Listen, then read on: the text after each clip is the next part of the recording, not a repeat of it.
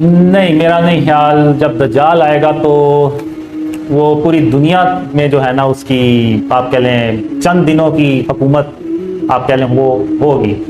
تو پہاڑوں پہ آپ چلے جائیں یا جہاں مرضی چلے جائیں وہ پہنچ ہی جائے گا وہاں پہ. صرف اس جگہ شاید اس جگہ وہ نہیں پہنچ سکے گا جہاں پہ اللہ نے اپنی رحمت سے لوگوں کو بچایا ہوگا، چھپایا ہوگا. تو باقی ہر جگہ ہی وہ پہنچے گا.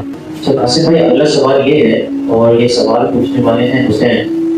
یہ پوچھنے خاص سے آئے کہ فاروق کے مطابق دجال پہلے ایک مذہبی شخص ہوگا اور شیطان اس کی مدد بھی کر رہا ہے طاقتیں حاصل کرنے کے لیے. تو اس کا مجھے سمجھ نہیں آیا کہ وہ مذہبی بھی ہے اور شیطان اس کی مدد بھی کر رہا ہے. میں اس کا بتا دیں تھوڑا. دجال جو ہے وہ میں نے اپنے ڈریمز میں یہی دیکھا ہے کہ وہ ایک نیک اور پرہیزگار شخص ہوتا ہے. پہلے ہوتا ہے جس لائک آپ دیکھیں اگر جیسے شیطان تھا، ابلیس، وہ بھی پہلے بڑا نیکوکار تھا اور صرف ایک عمل کی وجہ سے وہ شیطان بن گیا. تو دجال بھی واقعی میں نے اپنے ڈریم میں نیک ہی دیکھا ہے. ایون اللہ مجھے مثالیں دیتا تھا کہ تم بھی ویسے بنو. تو میں ویسا بن نہیں پا رہا تھا جس طرح کہ اللہ چاہ رہا تھا کہ میں اس طرح کا ہو جاؤں. تو لیکن ایسا کچھ ہوتا ہے جس کی وجہ سے وہ جو دجال ہے وہ میرا مذاق اڑاتا ہے یا اس طرح سے کچھ عمل وہ کرتا ہے جس کا اللہ کو سخت ناپسند آتا ہے اس کا یہ عمل.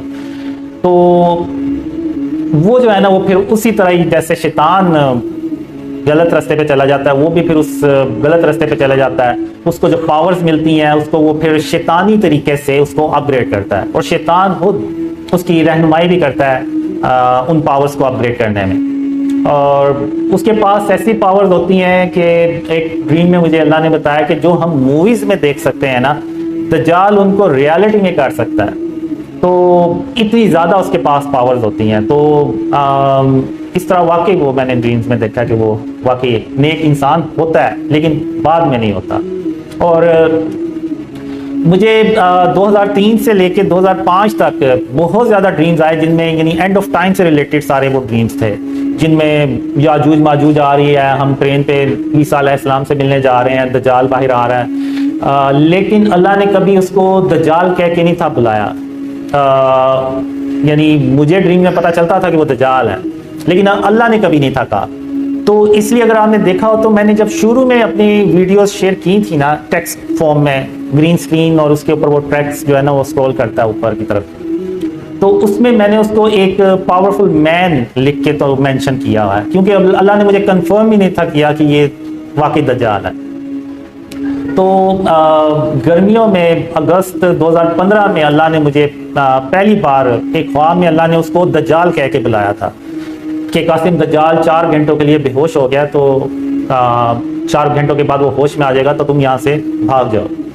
تو وہ پہلا ڈریم تھا جس میں اللہ نے اس کو دجال کہہ کے بلایا تھا. اور اس کے بعد جتنی بھی میں نے ویڈیوز بنائی اور جتنا بھی میں نے جب بھی اس کا ذکر کیا تو اس کو میں نے دجال کہہ کے ہی بلایا تھا. تو یعنی اس سے یہ ظاہر ہوتا ہے کہ شاید اس وقت وہ اس غلط راستے پہ نکل چکا تھا، تبھی اللہ نے اس کو دجال کہہ کے بلایا.